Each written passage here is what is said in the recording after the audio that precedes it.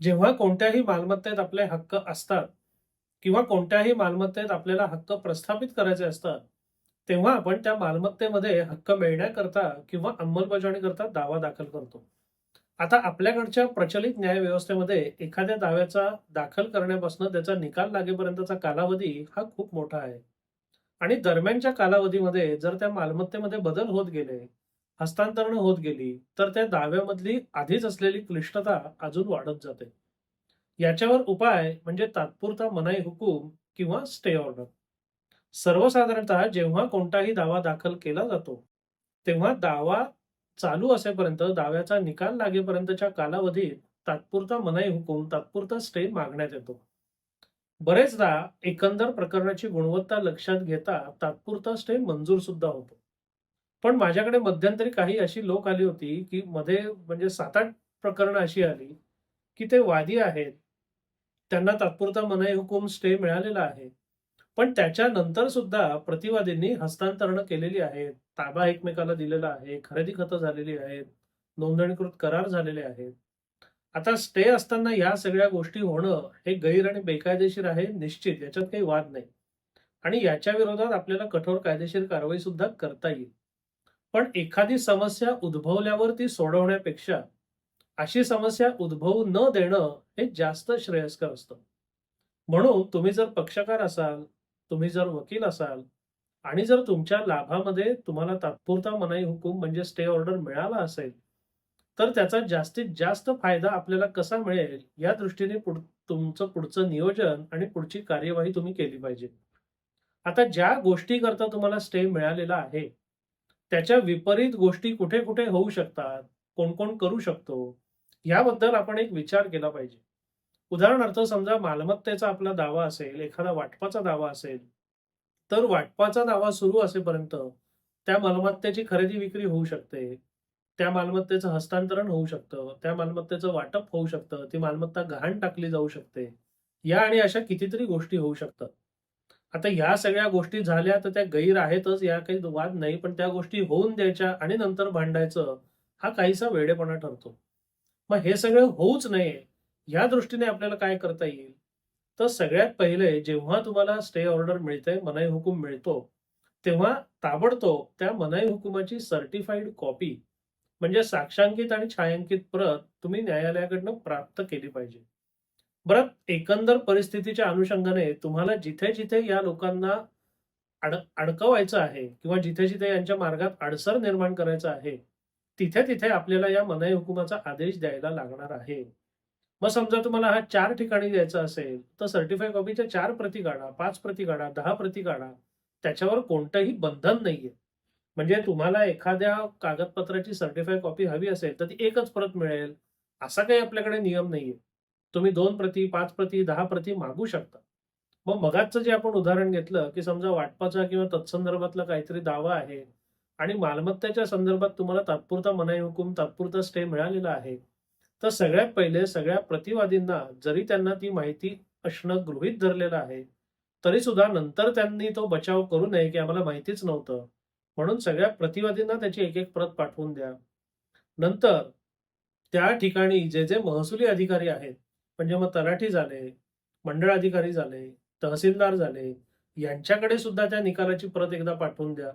म्हणजे त्यांना सुद्धा कळेल, की अमुक-अमुक मालमत्तेबद्दल अमुक-अमुक दावा आहे आणि अमुक-अमुक दाव्यामध्ये अमुक-अमुक दिनांकाचा मनाई हुकूम आलेला आहे. या दाव्याच्या मालमत्तेमध्ये किंवा त्याच्या स्वरूपात बदल करायला न्यायालयाने मनाई केलेली आहे. त्याच्यानंतर पुढचा टप्पा, की हे नोंदणीकृत करार वगैरे जे होतात, ते रोखण्याकरता तुमच्या तालुक्यामध्ये किंवा जिल्ह्यामध्ये आता कारण काय एक जिल्हा एक नोंदणी वगैरे भानगड यांनी सुरू केली आहे. म्हणजे तसं बघायला गेलं तर ही फार सोयीची गोष्ट आहे. पण जेव्हा त्याचा दुरुपयोग केला जातो, तेव्हा जेवढी मोठी सोय तेवढीच मोठी गैरसोय सुद्धा त्यांनी व्हायची शक्यता असते. म्हणून तुमच्या जिल्ह्यामध्ये किंवा जिल्हा अगदी नाही तर तुमच्या तालुक्यामध्ये जेवढी नोंदणी कार्यालय आहेत, जेवढे निबंधक आहेत, त्या सगळ्यांना सुद्धा या मनाई हुकुमाची एक-एक प्रत तुम्ही पाठवून दिली पाहिजे. म्हणजे प्रतिवादी, महसुली अधिकारी आणि नोंदणी अधिकारी ही 3 ठिकाणं अशी असतात, की जिथे कोणतीही गोष्ट झाली, कोणताही व्यवहार करायचा झाला, तर तिथे जायला लागतं आणि तिथे आपलं काम करून घ्यायला लागतं. मग ह्या सगळ्या ठिकाणी जर तुम्ही तुमच्या मनाई हुकुमाची माहिती आणि प्रत आधीच पाठवून ठेवलेली असेल, तर ते प्रतिवादीचे हस्तांतरी म्हणजे खरेदीदार वगैरे असतील ते आणि या सगळ्या कार्यालयांमधले जे सरकारी लोक आहेत, मग तलाठी झाला, मंडळ अधिकारी झाला, तहसीलदार झाला, नोंदणी कार्यालयातले अधिकारी झाले, ह्या सगळ्या लोकांना आम्हाला माहितीच नव्हतं, आम्हाला कल्पनाच नाही, माहिती असतं तर केलं नसतं, असा बनाव करायचा मार्ग मिळणार नाही. कारण जर या सगळ्यांकडे त्या निकालाची माहिती वेळेत पोहोचली नाही, तर आम्हाला माहितीच नव्हतं, आम्हाला कल्पनाच नव्हती, हा बनाव करायला त्यांना थोडासा वाव मिळेल. तो बनाव टिकतो का नाही टिकतो हा पुढचा मुद्दा आहे.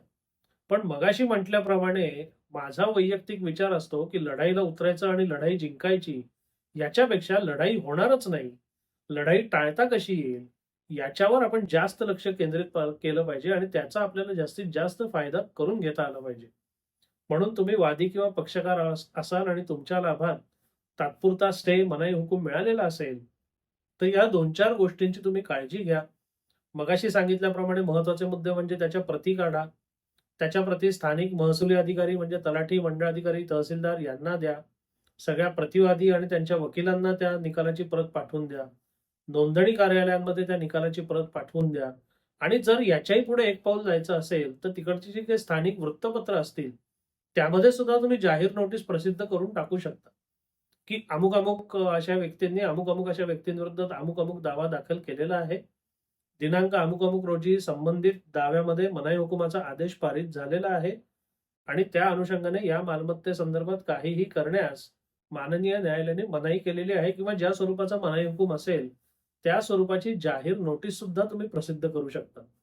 जर मालमत्तेचा ताबा तुमच्याकडे असेल, मालमत्तेमध्ये तुम्हाला जाणं-येणं शक्य असेल, त्यातनं कोणताही वाद किंवा फार काही त्रास होणार नसेल, तर त्या मालमत्तेमध्ये सुद्धा तुम्ही त्या दाव्याचा आणि मनाई हुकुमाचा फलक लावू शकता. ह्या सगळ्या गोष्टी केल्या, तर आधीच ज्या गोष्टीबद्दल वाद निर्माण झालेला आहे, त्याबद्दल अजून नवीन वाद निर्माण होण्यापासनं जो मनाई हुकूम तुम्हाला मिळालेला आहे, त्याचा जास्तीत जास्त फायदा तुम्हाला घेता येईल. कारण त्या मनाई हुकुमाचा मूळ उद्देशच आहे, की या वादाचं प्रकरण अजून किचकट होऊ नये आणि त्याच्याकरता सगळ्या संबंधितांना याची माहिती होणं हे अत्यावश्यक आहे. आता वादी आणि त्याच्या वकिलांवर हे वाढीव काम आहे, असं जरी वाटत असलं आणि काही अंशी ते आहेच, तरी दीर्घकालीन फायद्याचा विचार करता किंवा दीर्घकालीन फायदा लक्षात घेता, या 4-5 गोष्टी आपण केल्या, तर त्या आपल्या फायद्याच्याच ठरतात. अन्यथा मग आपल्याला विपरीत काहीतरी होणार, मग परत त्याला पण त्याच्या विरोधात पण दाद मागा, मग कंटेम्प्ट दाखल करा, मग दावा दुरुस्ती करा, या सगळ्या भानगडी होतात. हे सगळं टाळायचं असेल, तर या 4-5 उपाययोजना तुम्ही करा. म्हणजे तुम्हाला मिळालेल्या मनाई हुकुमाचा पुरेपूर उपयोग किंवा फायदा हा तुम्हाला मिळेल. हा विषय तुम्हाला कसा वाटला?